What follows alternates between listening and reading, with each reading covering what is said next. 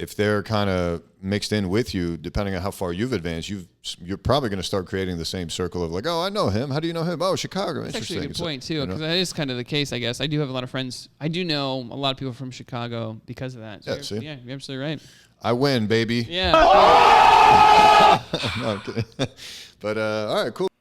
Today, we talk about Matt Bachus. Yeah. Sucks. Sadra. Yeah, so your Instagram handle, Matt Bachus Sucks. Yeah. At first I thought it was Bachus or some shit, but I just didn't read it closely. Yeah. But yeah, it's another special guest here. Again, forget what episode we're on, but yeah, another fellow comic I've met around the scene, right? Yeah, definitely. I think you and I got along pretty quickly. Yeah, and you, from what I know, and then I want you to fill in the gaps here, from Indiana, live in New York, obviously, and then you've been in a bunch of these comedy festivals, some of which I've never even heard of, Limestone, 10,000 Laughs, and SLO comedy festivals, and half of the Hold My Bread podcast. Is that what you were trying to tell me about? Yeah. Right. Yeah. So we were just talking about how getting podcasts off the ground.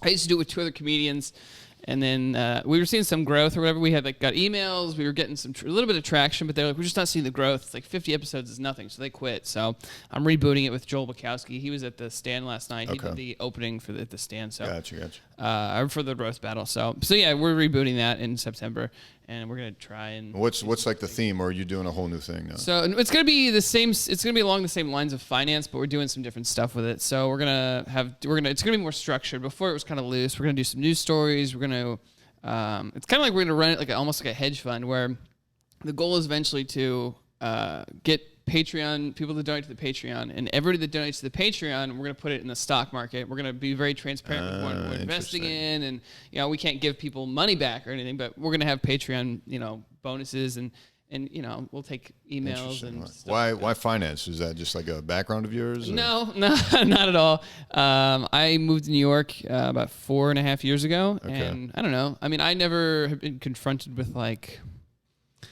wealth and money and things like that really in Indiana. I mean, Indiana people are like, I lease a BMW, I'm very well, that sort of thing. Yep. So I moved here and I'm like, oh shit, money is important. Yeah. so I'm like, all right, so I've been investing for a while now. I have my own personal portfolio. Oh, okay. And I'm kind of just trying to educate myself, as to how to trade and what to look for and things like that. Gotcha. So that's where your interests lie now. Yeah. Yeah. A similar thing happened to me too. I actually got super into finance, right at the end of medical school, and I just consumed every and all finance books I could find, educated myself on the stock market, blah, blah, blah, blah, even started investing. I got really lucky on this one set of trades I did with this company that's actually local to where I'm from in upstate New York, Plug Power, and they had this sudden boom after a certain Walmart deal, and I caught the wave, and I made nice. I made $72,000 in 2 months. Every day I'm checking my account. It's I'm $10,000 richer, $10,000 richer. And I'm just lifting weights at the gym. I'm just whoa, this is this feels amazing. That's the best, man. That's what I love about it too, because you work and you figure this stuff out, and then eventually if you do something right, it's you're just sitting home making money. Yeah, but then of course paper gains are one thing, and then real gains are different. Right. So then you're just riding these waves and these crazy crashes, and you're no, it'll come back, and then it never does. It's Yeah. So yeah, a lot of psychology involved, as I'm sure you know. So that's kind of cool if that's the theme of your podcast. Yeah, I'm into it. I'm really into it. Hopefully, and I feel like there's a lot of finance podcasts out there, but they're all very dry. Very dry. Yeah, so we're just trying to be funny. And no, that's key. I kind of do the same thing with mine. When I don't have a guest, I have a more stricter format where I'll do a medical topic, and then I'll do sneakers, a sneaker history component, and then a sneaker release segment, and then I'll just do a sports segment, and then a live Q&A. That's great. Yeah, so it hasn't been doing as well as my old school style videos with just purely sneakers and just goofing off and shit. But we're working around it, so we're figuring it out. It all evolves. Yeah, and I was gonna ask, as far as before you moved, when you were in Indiana, is that where you started comedy? Yeah. I started stand up in I don't even know how old I was. I've been doing stand up for 8 years. Jesus. Yeah. So I started when I was in pretty much almost straight out of high school. And then I got pretty lucky early on. I had some pretty good success, for what it was. And then I got taken on the road, and I got to make some connections. And then, 4 years in, I was I got to do tours and stuff. Not tours, but like I would go to like there's like loony bins and like there's like a loony bin in Tulsa. So I would like drive to Tulsa, Wichita, Kansas, Oklahoma City, and I would just drive for a couple weeks doing shows. Christ. And I'd go back to Indiana. And I lived at home, so it was like I was just saving, I wasn't really home, so I didn't need to pay rent at a place that I was home at. So, and then it just got to a point where it's like, all right, I've gotten some chops. I worked the road a little bit. I did some shows here and there, and I was like, all right, I got to move to New York because I hadn't done any festivals really, but I feel like 5 years is like, all right, I think I'm good to go. Right. So, yeah. And then you get here and then you get slapped like a bitch, right? Yeah, and then I got here and I was like, this is awful. And people always told me like it's like starting over, but it really is like starting over. It's like nobody gives a shit about what I did out in the Midwest. Right. Nobody cares. I remember I came here and I did a show and I got brought up. Do you know who Rojo Perez is? No. He's a comic. He's one of the first guys I met when I moved here, but he was hosting a show and he was like, what do you want me to bring you up with? And this is true. When I was in Indiana, I drove to Cincinnati and I won a contest. I won the funniest comic in Cincinnati contest, and I won. And I go do a show, and the intro, he brings me. I told him I was like, "Bring me up is I won the funniest comic in Cincinnati." He laughs and goes, "Okay," and all right, that's fair. And then I swear to God, his intro was, "Your next comic come to stage, won the funniest comic in Cincinnati." That's like being the 40th funniest comic in New York City. And then he brought me up. 40th. That's kind of generous. Yeah, Jesus. Right, exactly. So I was like, well, I'll never use that as a credit again. And I never did. Yeah, that's, Yeah, it's kind of dicey. I would not use that in these tri-state area. Yeah, but it never even crossed my mind. And then no, I bet because, it's like a whole different animal. And I'm guessing you'd never even been to New York before. I'd been one time. I never did comedy. But as a tourist, not exactly. to like, Yeah, right. exactly. So, it's a whole different beast. Oh, I mean, I just started in November, and I started out in Iowa where I work. So, totally different beast. I was like, what the fuck? Yeah. Some pros, some cons. Like, it's just some shit in this scene is just like, ugh. Oh, But at the end of the day, if you want to be a good comic, I think there's really no way around it. You got to come through New York. Right. And I feel like there's so many things that I've been hearing for years about New York and LA, and I think some of it's, there's a lot of bullshit and a lot of noise, but I think some of that noise is actually true and it makes sense. So do you, what was kind of your path when you got here? Were you starting to hit open mics again? Were you just trying to tag along for shows? Like what was? Yeah. I only knew when I moved here. I knew maybe 3 people. Sam Evans, who's a buddy of mine from Cincinnati.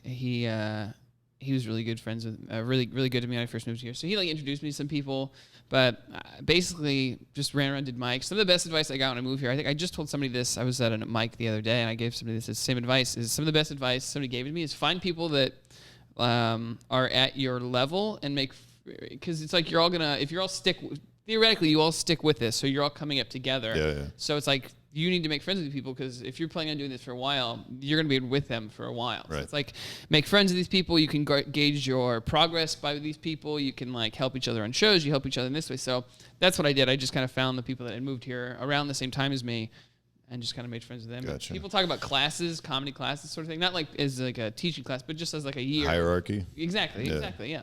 Yeah, no, I've definitely noticed that. And it's kind of cool to see actually like starting here when I did, not knowing anything. And then now I'm going to the mics where like I felt like I developed the most. And I go back there after months of not being there and I see a whole new crop of people and I'm just like, whoa, this feels like I graduated almost. Yeah, it's kind of weird. Like hanging out with the underclassmen is really weird. Yeah, right. And they're like all bright-eyed and I'm like, Yeah. And then it's even funnier when I go to other spots, whether it's to do a mic or just hang out, and then like people are coming up to me like, oh, I've heard of you, or oh, I follow you. It's like, oh shit, what? Yeah. Like, who the fuck am I? And then like the guys you come up with, you start to see them start to get booked on shows. You start to see them kind of making their ways, and it's just like, it's awesome. You start to see people that get on TV and stuff like that. You're like, all right, that's wild. And I think it's important to see that kind of stuff because then that should theoretically push you to be like, yo, I gotta fucking step my shit up. I'm like, what am I doing wrong? But yeah, and I think it's cool too because like I hear other comics from Midwest, especially South, wherever, who just like they regret not coming here sooner because they're like, fuck, man, for that exact reason. It's like I didn't have a class to come up with. Even though I'm like 30-year veteran comic and I'm actually really good and funny, when I pop in here, no one knows who the fuck I am. Like, who do I? Yeah, I've heard that from so many people too that are like, I can't. I don't want to start over. I don't want to start over. I go back to Indiana, and they're like, I can't move out there. I don't want to start over. And it's like, I mean, I don't.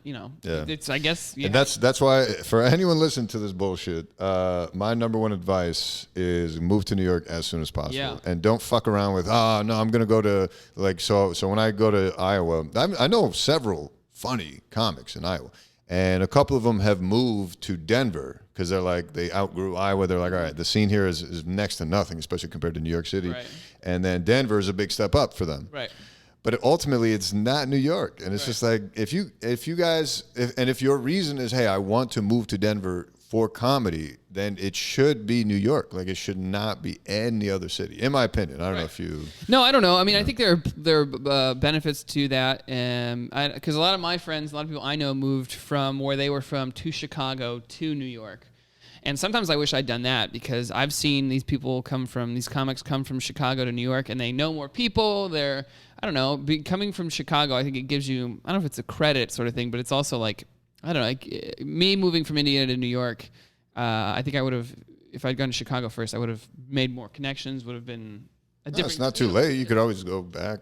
I mean, at this point, it's like, it's a step backwards to move back. Well, yeah, I mean, I'm fine with it, but it's also one of those things where it's like, if I could do it over again, I might move to Chicago first because it's like you're coming up with your class, the local class, go to Chicago, local scene there. Most people in Chicago are going to move to New York. So it's like a lot of people from Chicago move here and they already have a ton of friends. Right. I moved here, I didn't know anybody. So it's like...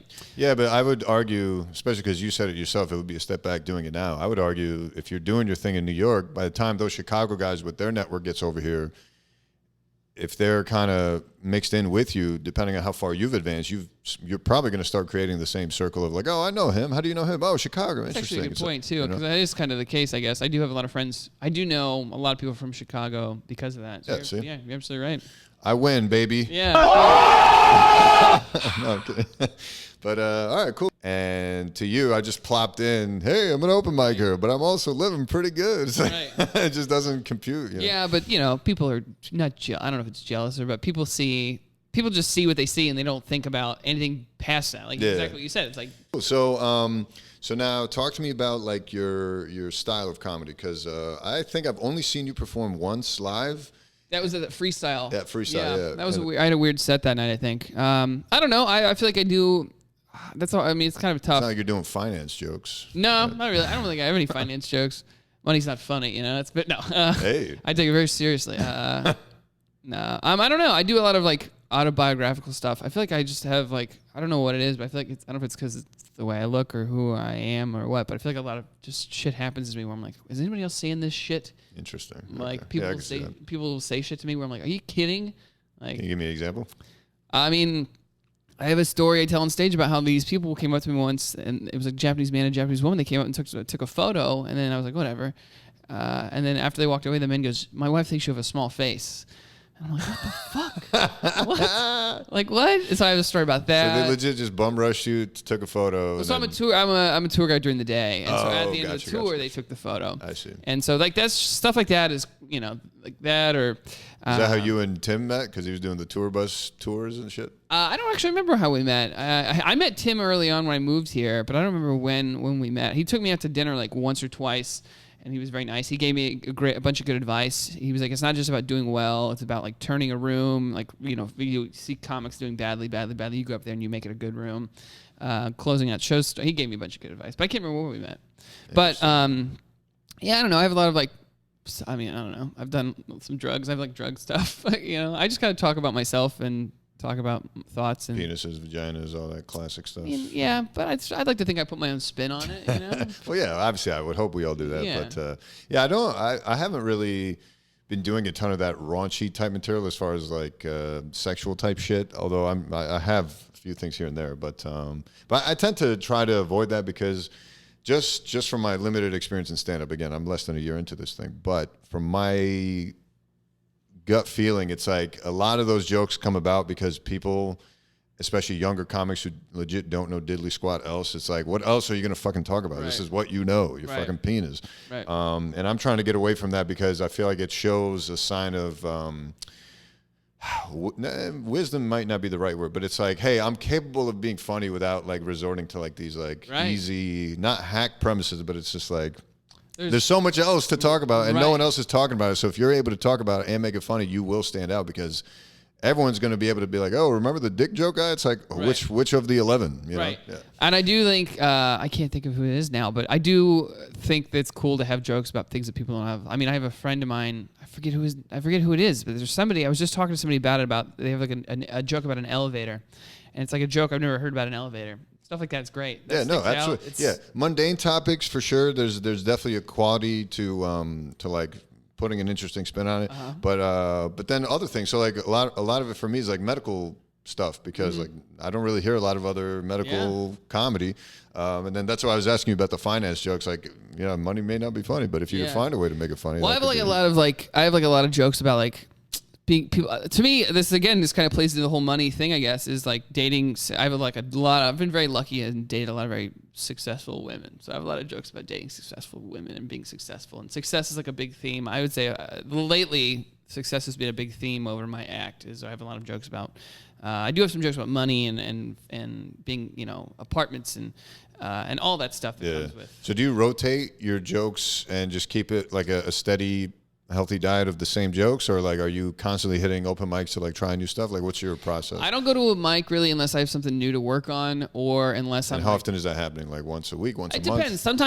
Sometimes you know, I'll have like something new once a week. Sometimes I have a couple weeks where I'm like, I don't have anything new and I just have to focus on my old stuff. And that's kind of like it's a bit depressed. It depresses me at least a little bit because it's like part of this is a job and it is nice to have something new you're excited about. Yeah, right. But it's also good to have like set a goal for yourself. Like I'm going to Denver at the end of the month. So I'm headlining some shows out in Denver. So it's like, I've spent this whole month just trying to get like, this 10, you know, like I'm trying to like chop it up and be like, I need to, you know what I mean? Like build an act basically. I'm just building a headlining set. So I just spent and that's fun. It's fun for me to have a goal where it's like, all right, so I'm going to, by the end of the month, I'll be ready to headline these shows. Right. And then how are you going about preparing for that? If not by mics, are you routinely on a certain show every week or? I've just been trying to get as much stage time as possible. So I've done a couple mics. I've done, you know, a bunch of shows. I was on a show last night where it was kind of, it made me a little nervous actually because I had to follow Chris Red and he just annihilates. Yeah. So I was like, well, I got to follow Chris Red. And then they told me I was going to do 7. So I get up there and I'm doing 7 and I'm like at 7 and nobody lit me. So I was like, all right, I guess I'm going to keep going. And I kept going and I kept going. And I guess the headliner didn't show up. So they just had me do, you know, like, I think it was like, telling you. Yeah. Like I went up there thinking I'm going to do 7 and then they just had me close the show. Interesting. Which is fine because it's Where like. was this? It's a secret loft. Shit, that's a good show. Wild Things, yeah. I think that's where we met, yeah. Yeah, exactly. Yeah, with Tim Dillon. It's actually the Wild Things show. Yeah. Yeah. So it's a good show. I like that show. Yeah, it was Kate great. Puts that on, right? And, Kate, Ismail, and was it Ryan Donahue, I think? Oh, yeah, that's right, yeah. Ismail was super funny. I was trying to get him on the podcast. These comics are hard to track down sometimes. Yeah. It's crazy because there's like a spectrum of like some comics are crazy busy and some comics are like, they don't do anything. Yeah. So it's like you gotta, you know. Yeah, no, it's always a hassle trying to make this happen. There's a lot of like bigger comics that I've talked to about coming on, and mostly it's been to positive like affirmations. But as far as like getting it scheduled and making it happen, it's just like it's been an issue. So I'm always down to do it for the most part. I don't know. I mean, I feel like. Well, that's the thing I've noticed. I should clarify, and I've said this before, but like it's so much easier to get comics to agree to something like this, as opposed to my non-comedian / creative friends who are just like, what the fuck are we doing? Like, this is stupid. Yeah, I don't know. I mean, this like is fun. It feels productive, but it's also like, we don't know each other that well. So it's like it's a cool way to kind of know, get to know each other. It's very fun. And when you're hearing other people say like, hey, I talked into a microphone and I make $50,000 a month. It's like, that sounds amazing. Like, why don't I build towards that? I was going to have this conversation with you at some point. Why don't we just record it and then throw it up? Right. It's like, I don't see, I don't know. Maybe I agree. If people are going to enjoy listening to it, it's like, why not? And, well, here's the thing too. It's like, even if no one enjoys listening to it, and for the millions of people that will never even hear this, it's whatever. Like I mean, granted, it is, we were talking about how it's a lot of work to kind of put this together, but once you kind of get into a rhythm and kind of outsource, like I have an editor, so I can like outsource a lot of the other issues with it, but then, doing the back end stuff for YouTube and all the podcasting stuff. Yeah, that's involved, but it's like, at the same time, it's like, I think it's worth it in the long run. Definitely. It's like, it's like an this whole thing is like an investment in yourself. Exactly. I think that's a lot of comedy is, but I don't think people understand. No, they don't. Like, there's so many people that just like refuse to embrace social media, and I'm just like, all right, I guess we'll see you later, man. Yeah, like, exactly. Good luck in the 80s. Yeah. Hope you find a time machine. Yeah, exactly. It's wild. Yeah, so it's an issue, but yeah, I mean, it's kind of cool to see some of these comedy venues now just offering like a full-on podcast labs and like letting people kind of do their thing. And there's all these networks that pop up, and Yeah, do you have any opinions on that? I don't really know, honestly. I don't have much experience with that. I mean, because I'm not on a network and I haven't been asked to be on one, so I don't know if that's a good or bad thing. But I'm just kind of chugging along. I think a lot of it is there's like a lot of tiers to it. Obviously, it's like if you can get on a big network, obviously that's huge. I think it is in my mind. On paper, it probably is helpful because it's like you've got other podcasts cross promotion, right. And they probably have a studio. I know there's a lot of people that like have studios that all the podcasts record from one studio, and it's like I think it takes a lot of the weight. But also I think it's like you have to pay them, and if you're not making the money to be able to not even afford it, but if they're taking half of what you're making, it doesn't make much sense. Yeah. So until you're making enough money for it to be what's the word, feasible, I suppose, then it doesn't make sense. But I don't think there's. Yeah, luckily money for me is not an issue, which I shouldn't say not an issue, but it's like at least it's one of my lesser concerns, especially in this comedy business, because it's like, can't imagine, man, if I was just like struggling to strum together $5 to do an open mic or like paid rent, let alone fucking, you name it. It's like, ugh, you know. But, yeah. Yeah, but you got, you busted your ass and you. See, But it's like my short-term memory is such a thing where like I don't even remember that shit. Like it doesn't. That's great though. That's like almost that's like a good thing to have. I guess, but it also makes me look like an asshole because people are just because people are meeting me now after I did all the hard stuff. Right. And to you, I just plopped in, hey, I'm an open micer, but I'm also living pretty good. It's like, it just doesn't compute. Yeah, but people are not. I don't know if it's jealous but people just see what they see and they don't think about anything past that. Like exactly what you said. It's like. Yeah, I mean, I'll be honest with you. Luckily, the comedy scene has been way better than I could have imagined as far as like how supportive it is and how open people are to just like being cool about it. Unless they're being total shitheads behind my back, which I'm sure there's a little bit of that too. But idiot, what it is. No. Nah, never. But it's just part of the lifestyle, I guess. So what are you gonna do? Yeah, definitely. Yeah, it was just starting to fucking eat at me mentally. I'm like, I'm not gonna wake up early to stress myself out to try and get this thing that I'm probably not gonna get. So I just like, fuck you guys. Get out of here. There's so many times I've been on the train, like just sitting there on the train, and I'm just like, fuck, out of nowhere. And I'm like, sorry, everybody. Sorry.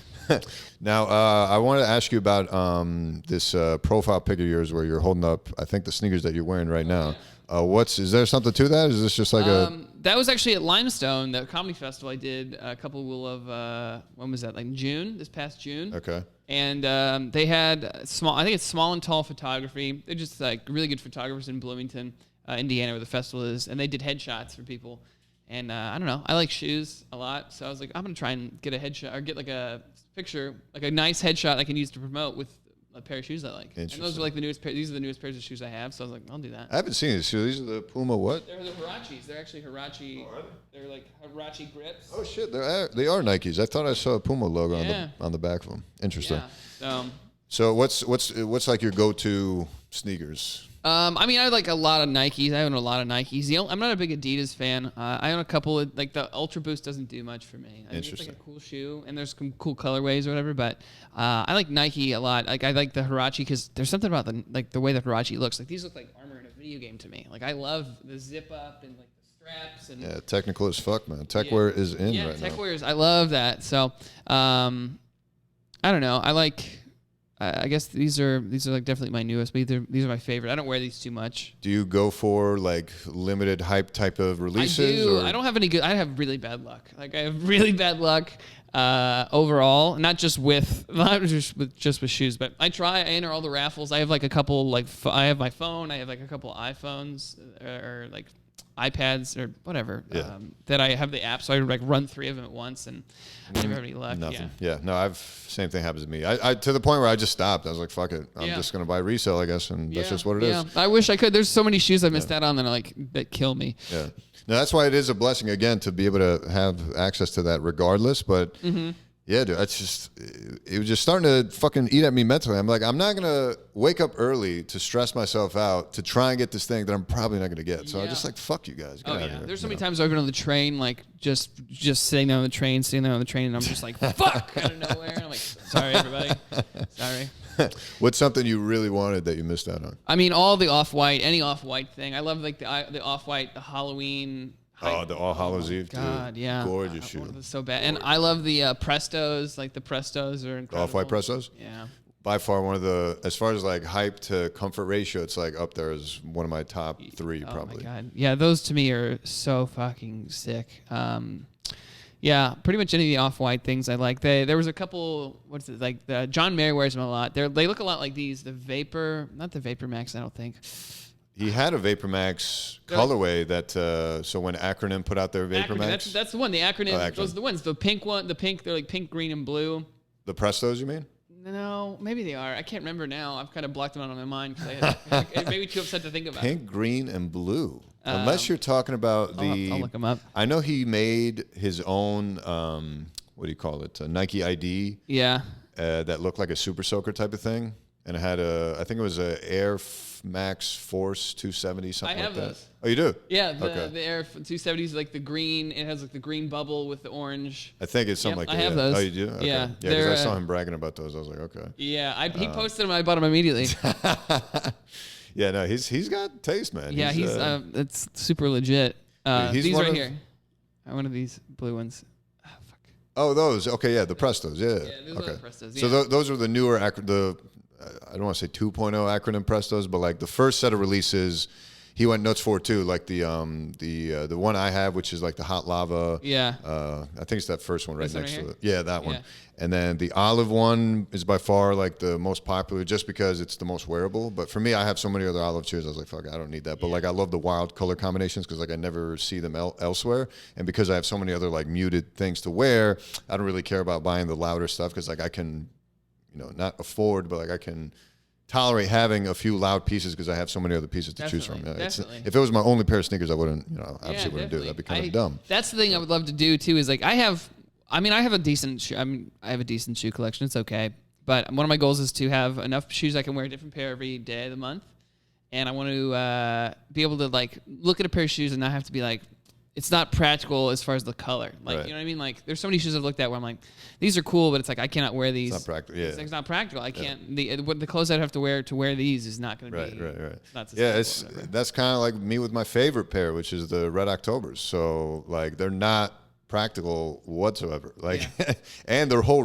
all red craze is over. Like, that was fucking 2015, 2014. So yeah, I bought those all red Huaraches. Yeah, see, it like caused this huge craze with all red shoes. But like, you just can't do it anymore on a routine basis. So I have like 1 to 2 outfits that I save for those shoes for like special occasions. But outside of that, I just can't really. Yeah. But whatever, it's my favorite, so fuck it. Yeah. And then the other thing I was going to ask you is, as far as sneaker influencers, do you look to any of them? You mentioned John Mayer, like, oh shit, I gotta get those. But like, do you follow anyone in particular where you're like, yo, I like this guy's taste? Honestly, no, I'm not too keyed into that. I would like to be more, but I don't really follow. I have like a bunch of the apps, and I kind of just follow a couple sneaker like Instagrams, but I couldn't name people. Gotcha. Follow some Instagrams. So I'm like, I like this. Yeah. That, I mean, John Mayer's a cool one for me just because he, the taste is there. But honestly, man, I find him hilarious. I think he's like one of the funniest, smartest fucking fuckers ever. I agree. I think he's very funny. I think people hate on him because he's John Mayer, and he's like. That's the other thing. It's like, why?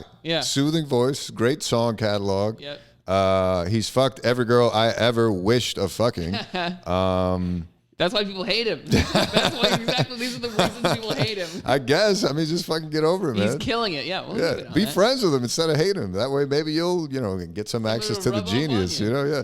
But yeah, because I see him like, hanging out with Jeff Ross and stopping into the Comedy Cellar apparently years ago. When he performs at like JFL, he did like a bunch of shows at JFL with like Dave Chappelle. Yeah. Oh, that's right. Because they do have the Dangerous Tour? Yeah. Controlled Danger, I think it's called. And I would love to go to one of those if they, kind of came around. I think I just missed that wave. And I remember being in high school. Dave Chappelle, for me, is a huge comedy influence because I remember watching like Chappelle Show in high school, and there was that John Mayer was on there a couple times. The barbershop. Yeah, the barbershop. John Mayer was on that. I mean, it's great. Like. Dude, yeah, it's amazing. And this is another reason that I love pushing the comedy boundary more than what I'm doing in my medical career. Because listen, I could advance in my medical career, become like a hospital administrator, or fucking like invent some new patent for some new device technique for the endoscopies I do, or whatever. But it's just something about it just doesn't drive me. I just feel like my ceiling with that is so low compared to the things that like I want in life. So like I feel like with comedy, even though it's harder to do, the ceiling is so much higher to like potentially meet certain people, like a John Mayer, or be invited to something that you never would have dreamed being invited to, you know, these exclusive type of things that money can't buy, you know. So it's like that's the thing for me. That's a big thing for me. I would. That's like the stuff that money can't buy is very. It's very enticing. To me. Like, and especially to be considered funny by people is like the biggest, most flattering thing. It's like, oh, let's hang out with him because he's funny. I want to spend more time with this person. You know? I agree. So, and I don't know how much of that translates to like, oh, well, he's only funny on stage, so fuck this guy. It's like, right. I don't know. There definitely is some of that. I don't know. But I love that sort of shit though, because it's like I have like my family. I have a weird relationship with not my immediate family, but my like cousins and stuff like that, and they're all like nurses, and they're all very like well off for the most part. Yeah, very professional, whatever. And I remember being in like younger in high school or whatever, and when I just started comedy, they're like, "What, are you just not going to go to college?" And I didn't go to college. I started stand up, and I was like, "This is what I'm going to do." And they were always like, made me kind of feel bad. And I got. I did a show once. I'm a big basketball fan. I love the Pacers, and so the GM for Pacers, or he doesn't even play for us anymore. Orlando Johnson, I think it was Orlando Johnson, yeah. And he was in the audience, and I was like, hey, after the end of the show, I was like, hey man, I'm a big fan, big Pacers fan. Cool to see you in the audience, whatever. He was like, yeah, that was great. And then the next night, the vice president for Pacers marketing came in. And he was like, hey, Orlando was here last night. He said he had a good time. And I was like, yeah, it's nice to meet him, whatever. And he goes, hey, anytime you wanted to come to a game, you let me know. And for like 3 years, I got free tickets to Pacers games all the time. I sat courtside. I sat under the basket. We got food. I got all hooked up. And the whole time I was just like, oh, would you pay for your tickets? I got these because I got so good at something that somebody gave them to me for free. Right. Like that really does push me. That drives me to like do comedy. Dude, that's a great motivator / incentive, especially when your family, because the sad thing is your family is looking out for your best interest. Unfortunately, their vision for you is like their lifestyle, and if like you're not following it, they're like, they make you feel bad even though that's not the purpose. They think they're trying to help you, which almost makes it worse. It's like, fuck man, like, you know, try to understand me, because I have the same thing, man. Like my entire family's in the math science world, so it's like it's weird to hear like, what are you doing, you know? Right. So so there's that, and I haven't had any validating you know, Lakers tickets. I'm a big Lakers fan, so so I haven't had any Lakers courtside tickets yet, but maybe we'll see. Maybe LeBron will come. It's truly one of the best things that's ever happened to me in comedy. Dude, that's pretty dope. It's unreal. That's pretty dope. That's been my dream. My dream was to catch Kobe courtside before he retired. It just didn't happen. Yeah. So my new goal is to try and catch LeBron and this stacked fucking Lakers team courtside at MSG. That would be fucking super dope. Yeah, that's what we went and saw Pacers Knicks. We were sitting across from like Ben Stiller, Tracy Morgan, like everybody on the other side. It was unreal. Dude, that's and I bought a buddy of mine, and I didn't look at the tickets before I got them really. Like I downloaded them, and we were like walking, and I was like, I think these are pretty good seats. And then we like walked into this lower mezzanine level, and they were like, excuse me, can we help you? And I was like, yeah. And I showed them the tickets, and they were immediately like, oh, right this way. And I was like, holy shit. And we like moved down, and I was immediately like, man, I'm glad you're here, but if I'd known these were this good, I would have brought a woman with chick, me. Yeah. You fucking idiot. Yeah, I didn't know. Like, god damn it. I should have brought a woman here. Yeah, what the fuck? I mean, I definitely would have looked at the tickets, and I'll tell you why. I look at them every time now. Yeah, right? Thanks, no thanks. If it's a fucking bleeder seat, it was free, cool, but I'm not going. I refuse. The first time I ever went to an NBA game was at MSG. I was a fucking high schooler. I just felt cool enough that some big group of dudes wanted to go to New York City for a night and go catch a game. And then we literally I'm literally saying the last row of the last section against the wall. Yeah. I brought binoculars, still could barely see the Jumbotron. Yeah. And I'm just like, what kind of experience is this? This is fucking horse shit. No offense to the people that can only afford that and are happy enough just for that. But like for me, I expect better for myself. So I'm just the kind of guy where like I see people doing cooler shit than me. And I'm just like, why do you get to do the coolest shit? I want to do cool shit too. Why can't I do cool shit? I'm with you on that. You know? So I promised myself I'd never go to another game unless it was like fantastic fucking seats. So the closest I got was I was in Miami with some buddies for spring break, and they're all being bitches. So I was like, fuck it, man. I'll pay for it. Let me rent a couple scooters. We'll be able to hum around town, just fucking explore like we wouldn't have before. And next thing you know, we find ourselves in downtown, and then we see the what is it, the AAA Center or American Airlines Arena or whatever, and they were like, fuck it, maybe there's a game going on. Let's go scalp tickets. We scalp tickets, go in, and then we find that one entrance where no one's watching, and we snuck down because they were doing horrendous at this time. So this was pre-LeBron and all that stuff. So we go down there, and like we were able to sneak into like legit just 11 rows behind courtside, which I can't say it compares at all to courtside, I imagine, but it was just like being that close compared to what I had, fucking MSG. I'm like, holy shit, these guys are fucking monsters. I'm also, like, Jesus. It gets to a point where it's like you're close enough. I mean, courtside is courtside, obviously, but it gets to a point where it's like you're there. It's almost there. Yeah. No, I mean, and especially for what we paid, it was just like, this is amazing. But because for courtside, we'd have to pay fucking, I don't know how many $1,000, even for that shitty team. Right. So, and they were playing another shitty team. It was like Orlando versus Miami. Dwayne Wade was hurt. Fucking, I can't remember if Dwight Howard was still playing or if he was hurt. But like, I mean, you would still see them on the side. Like, Jesus Christ, these guys are humongous. Yeah. So that was a cool experience. But yeah, man, my goal is to try and catch one of these fucking courtside games, man. Yeah, That'd be the dope. best. That's there's so many weird shit like that, like so many things like that in comedy where it's like, what a unique weird thing. I did a show at a CBD pop up a couple weeks ago. It sounded awful, but it was so much fun. No, I don't think it sounds awful at all. I think it sounds hilarious. It was awesome. CBD pop-up. Have you seen it's like Recess is the CBD. It's pretty good. Interesting. I don't know how you feel about CBD. I don't really know. But. I've been promising my audience I'll look into it for one of my more medical segments. Yeah. But I really haven't done any research on it because I just don't. Nah. But from what I hear, everything sounds pretty positive. But as far as like the true medical data analysis, I haven't done that yet. Yeah. And even if I were to do it, it would be like a piss poor job, but at least I'd try to make it funny or something, or interesting. Yeah. So but yeah, nothing I've heard negative so far. Yeah, so, I don't know. I mean, people seem to be into it. I drank one before I went on stage, and I was like, I could kind of feel this. I tried it, and maybe I was just off because I had really poor sleep the night before, but I tried it, and it almost made me more sleepy. I was like, I thought this was supposed to energize me and cure me of paranoia and anxiety and all this other bullshit. I definitely was on stage feeling very like, very like, I don't know, baseline in a good way. Very. But it's technically not supposed to have psychoactive components. So what the fuck is going on? Yeah, I don't know. Yeah, whatever. I'll do some more research, I guess. Let's see. What else was I gonna ask you about, man? You mentioned how I'm headlining some gigs here and there. How does that go about? Like, do you have an agent, a manager? Like, no, I don't have a manager. I don't have an agent. So you just independently reach out to clubs like, hey, I'm trying to. Yeah. Really? Yeah, pretty much. But I'm not headlining any clubs. That's the different thing. It's like clubs are a whole other thing. Okay. Clubs, you have to have like a credit. You have to kind of have somebody bring you in. I mean, having an agent manager helps you get clubs way more. Have you ever had one or no? No. Okay. No. I just reach out to. So I went to Denver in January. My New Year's resolution this year. I'm not a big New Year's resolution person, but this year I was like, I'm going to travel to do as much comedy as I can. So that's what I've been doing. So I went to Denver in January, and I had a great time. I did a couple shows here and there, and I came back, and a bunch of my friends were like, "Did you do this show?" And I was like, "No." And they're like, "Did you do this show?" And I was like, "No." And they're like, "Did you do this show?" And I was like, "Yeah." And they were like, "Well, you got to go back and do these." So I was like, "All right, I'm gonna go back." And so I just booked. So these are just like bar shows? Well, some of them. I'm headlining a couple shows in some breweries. There's a show in Fort Collins, which is like amazing.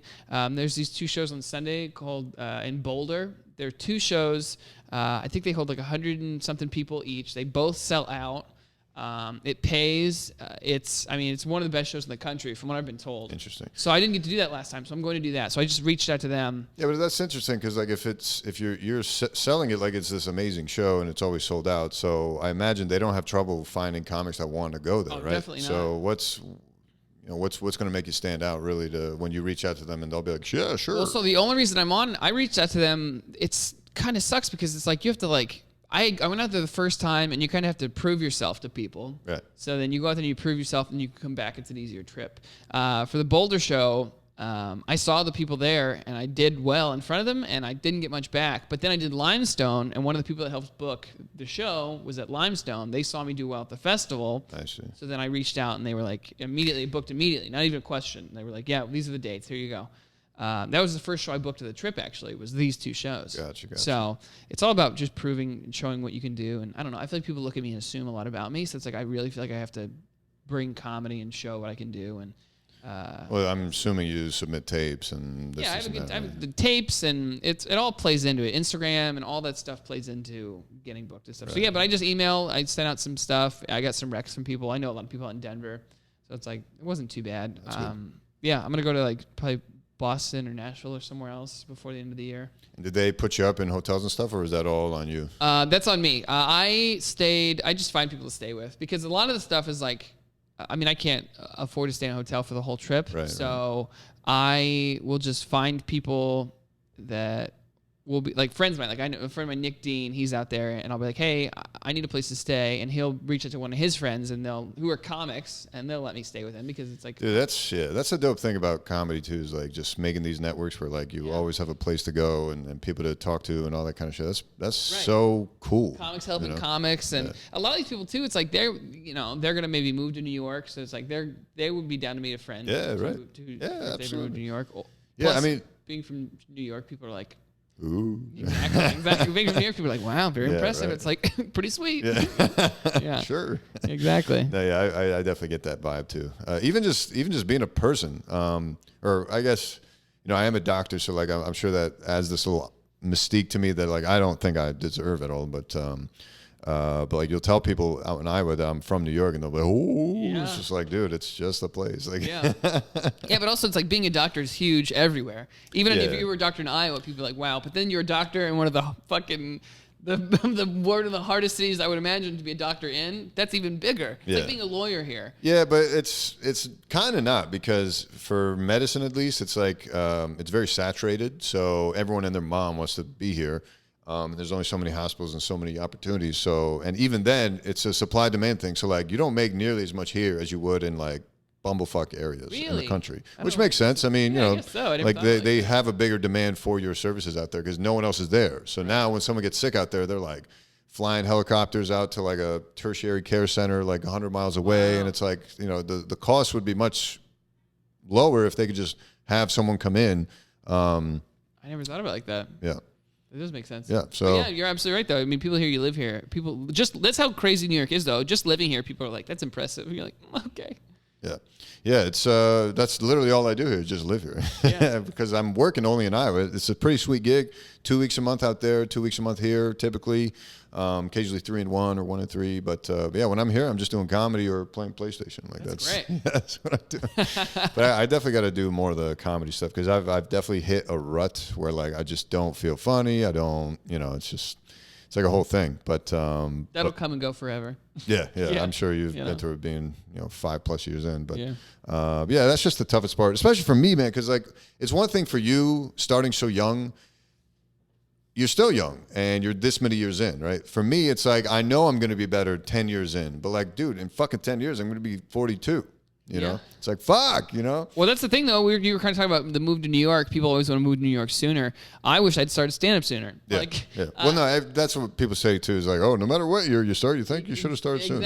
Exactly. I totally get it, but. Because I remember being young and people think by the time you're 30, you will have been doing this by 10 years. Right. I'm 28 now. I'm like, okay, cool. Yeah. It's great. Yeah. Well, I mean, the other thing too is like for me being older, it's like hitting those plateaus where you're not as funny for a while until like you get better enough. Because it's like I felt like when I first started, I noticed the growth very drastically from like mic 0 to mic 50, but then from mic 150 to 1,000, I could only maybe, instead of going up this much, I maybe went up like this much. I still improved, but like it was a lot less of a steep boost, which kind of sucks. But what are you gonna do? The flip side is, I guess I have a nice little living, so I have to keep reminding myself of that. But I don't know, man. It's just like it's still kind of frustrating. Like one of my favorite comedians, Nick Griffin, he takes me on the road to open for him sometimes. He's money can't buy you happiness. He's like, but at least I can be sad in a nice apartment. Yeah. I think about that all the time. Or I like the other one where it's, I heard a new one recently, new spin on it. It goes, money can't buy you happiness, but you can certainly rent it. It's like one of those things. So I like that one. That's funny.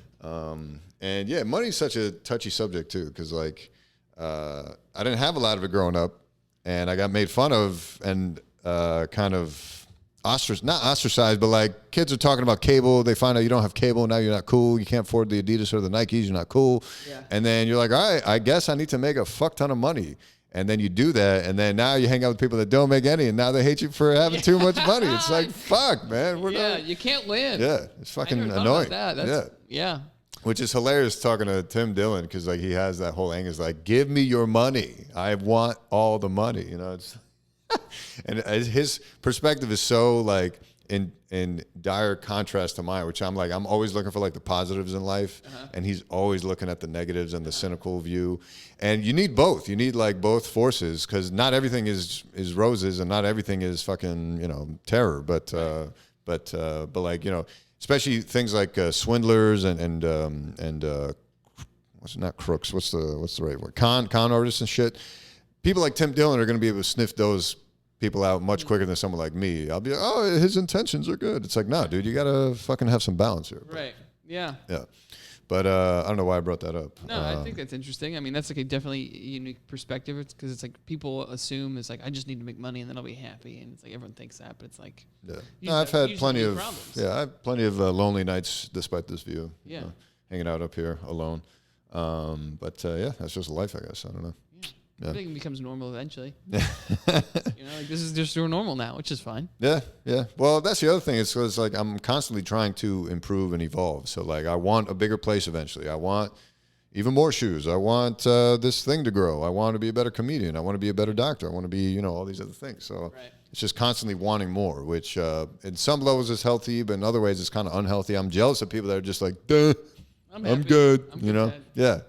Yeah, I don't trust those people. Fair enough. All right, man. Let's wrap this up, because I do want to do this sneaker segment with you too, which is sometimes the funner part. But tell us where we can find you. I have a website, mattbagussucks.com. That's hilarious. You decided to make that your website. Yeah. Dude, an Instagram handle is one thing, but hey, Booker, here's my website, isuck.com. To me, when I did it in my mind, it's like a very cocky thing to do. In my mind. In my mind, I'm like, I don't suck. So it's like, this will be funny. It's a funny joke. I'm very good at comedy. And then if you do actually suck, then people will be like, wow, he's very self-aware. I like that. Exactly. MattBagusSucks.com, MattBagusSucks on Instagram. Please check out Hold My Bread. We're going to relaunch in September. Beginning of September, we're going to have new episodes out. It's going to be great. I'm very excited about it. And yeah, Twitter, Matt Bachus. Not Matt Bachus. That sucks then. No sucks. Yeah, you fucked up. All right, cool. Ooh, was someone else took it? Shittier Matt Bachus? No, there is a Matt Bachus who's like an actor, and he sucks. Interesting. I don't really know if he sucks. He knows I'm not there. Boom. I don't know why this thing is delayed. I didn't even notice that. Shit. All right, thanks for having me on, man. Yeah, thanks for coming, man. Fucking delay. All right, yeah, thanks for tuning in, you guys, and we'll see you around. Thanks for tuning in. Please leave a review, 5 stars, reviews, Stitcher, podcast app, helps out a lot. Leave a comment, leave a like, subscribe, all that shit. Thanks, bye. Peace.